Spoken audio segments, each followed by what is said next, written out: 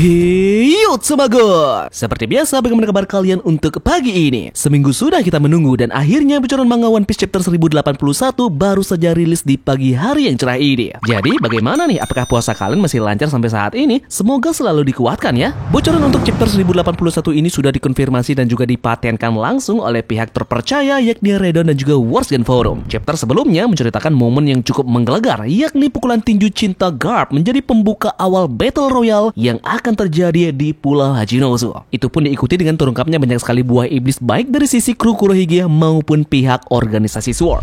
Namun sebelum masuk ke dalam pembahasannya, seperti biasa ya, siapkan diri kalian untuk memulai pagi ini dengan doa dan juga semangat agar apapun yang kalian rencanakan bisa terwujud untuk hari ini. Jika kalian sudah siap, mari kita bersama-sama tarik jangkar dan mari kita berlayar.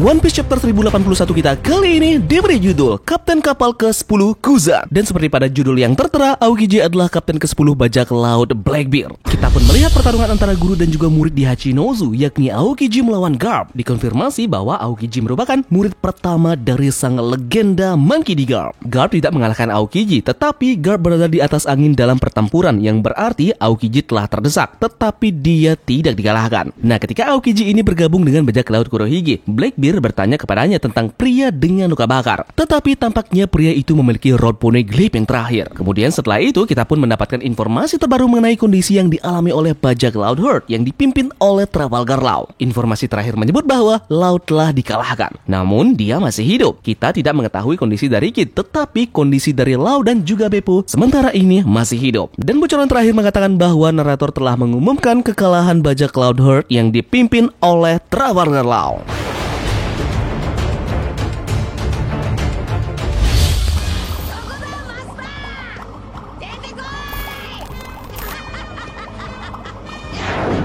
Oke, sebelum lanjut, bagi kalian yang mau berlibur ataupun berlebaran dengan baju baru, pas banget nih, Tamukon Park Merch kembali hadir dengan desain terbarunya. Dan kali ini sang kapten kita Luffy muncul dengan mode Gear 5-nya. Tampilan desain yang super keren dan juga sangar, dihiasi juga dengan lambang matahari yang menjadi ciri khas dari Gear 5 ini. Baju ini sudah tersedia di Shopee, Tokopedia maupun bisa pesan lewat WhatsApp ya. Harganya 99.000 untuk pre-order di 1 minggu pertama. Lantas setelah itu harga akan kembali berubah normal menjadi 120.000.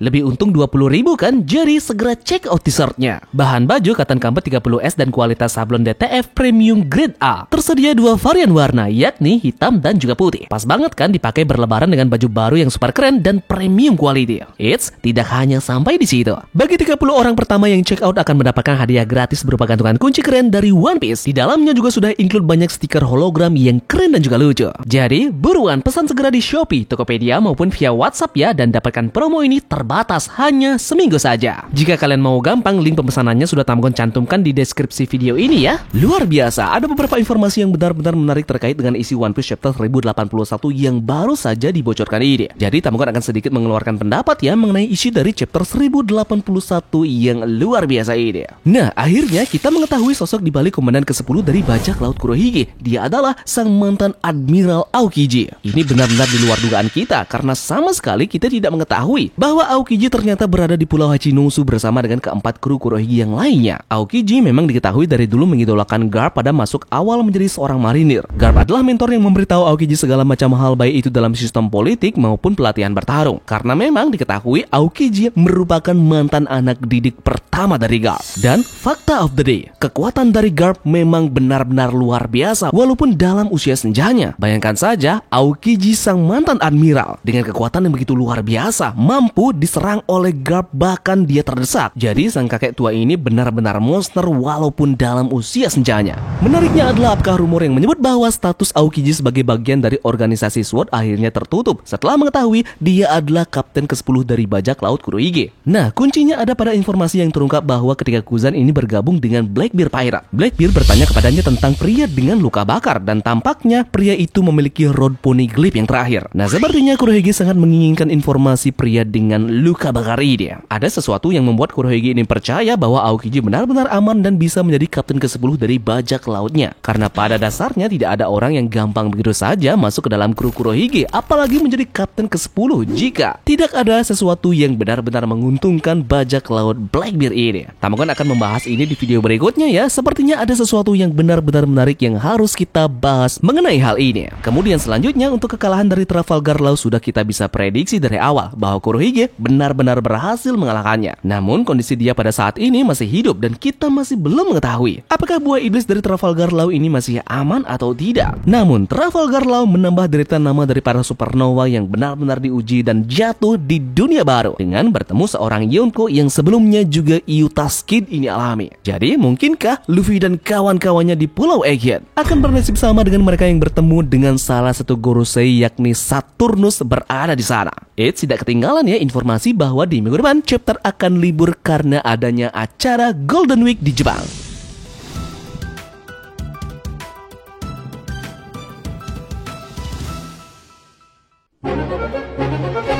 Seperti biasa, jika kita membahas tentang spoiler terbaru One Piece, kali ini Tamagon juga sudah siapkan beberapa informasi unik dan juga menarik terkait berita One Piece yang sudah beredar seminggu belakangan ini. Oke, informasi pertama yang terbaru dalam minggu ini yang kita dapatkan dari One Piece live action yang akan diadakan oleh Netflix. Baru-baru ini pemeran dari Luffy di One Piece live action yakni Inaki Godoy melakukan petualangan bajak laut pertamanya di dunia nyata. Yaps, jadi pemeran Luffy ini melakukan pelayaran pertamanya menggunakan sebuah kapal layaknya menjadi bajak laut seperti halnya Luffy pada petualangan pertamanya. Dia membagikan momen ini di akun Instagram pribadinya dan kita bisa melihat dia menaiki sebuah kapal yang berisi dengan beberapa kru yang ada di dalamnya. Dalam caption Instagramnya ada beberapa tulisan yang ia buat. Dia berkata, "Aku punya beberapa berita yang sangat besar. Sebentar lagi aku akan menaiki kapal dan melakukan perjalanan keliling Karibia untuk hampir 3 bulan lamanya. Aku sekarang menjadi bagian dari kru dan bersama-sama untuk menuju pulau selanjutnya. Kami akan memasak, bersih-bersih dan tentunya belajar bernavigasi. Aku akan mencoba membagikan petualanganku ke kalian semua. Namun jika aku tidak memposting sesuatu berarti aku berada di tengah-tengah lautan. Aku senang mempunyai perjalanan bajak lautku sendiri. Jadi sampai jumpa semuanya. Selamat berlayar Kapten. Semoga kau tidak bertemu dengan monster laut ataupun juga seorang badut aneh yang akan merampokmu di lautan ya." Dia pun juga membagikan sebuah video yang dimana dia menjelaskan tentang apa saja yang dia bawa dengan petualangan pertamanya berlayar di lautan. Ternyata memang karakter Luffy juga sudah sangat melekat pada diri Inaki Godoy ya. Sampai-sampai dia bersedia untuk melakukan pelayaran ke pulau bajak laut Karibia.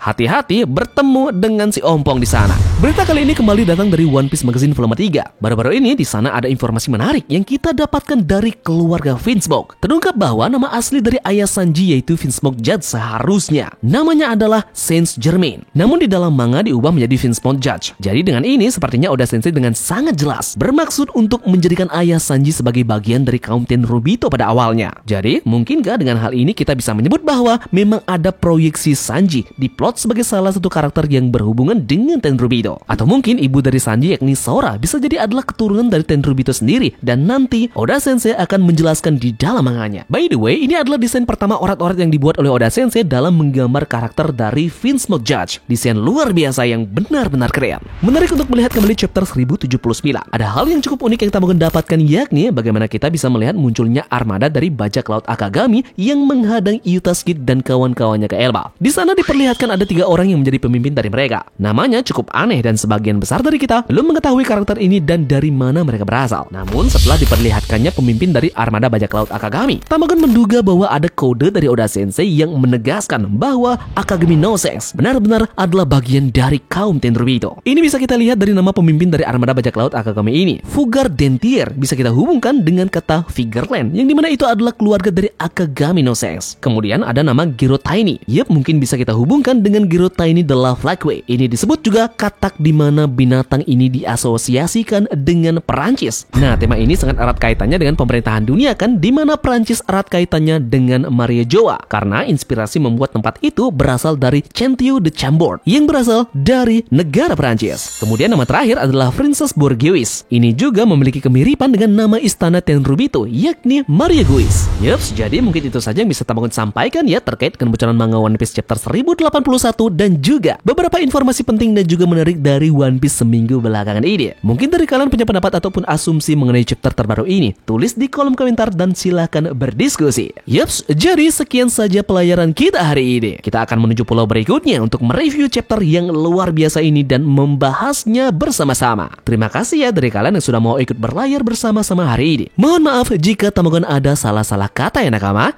Dan turunkan jangkar, mari kita berlabuh.